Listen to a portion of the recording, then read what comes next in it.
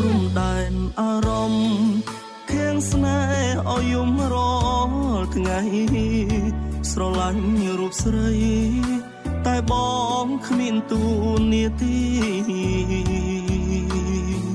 ឈ្មោះត្រឹមមនុស្សប្រុសដែលអូនស្គាល់ម្នាក់ព្រោះអូនមានអ្នកតាមថែជីវិតរវាងពួកយើងទាំងពីរព្រឹត្តពីបងវៀងផ្លូវគ្នា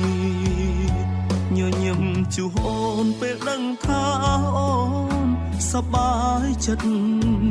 តែក៏ខូចចិត្តពេលដឹងថាអូនឆ្លោះគ្នាតើគេធ្វើល្អដាក់អូនដែរទេឬមួយក៏គេមិនសូវនឹកនេះ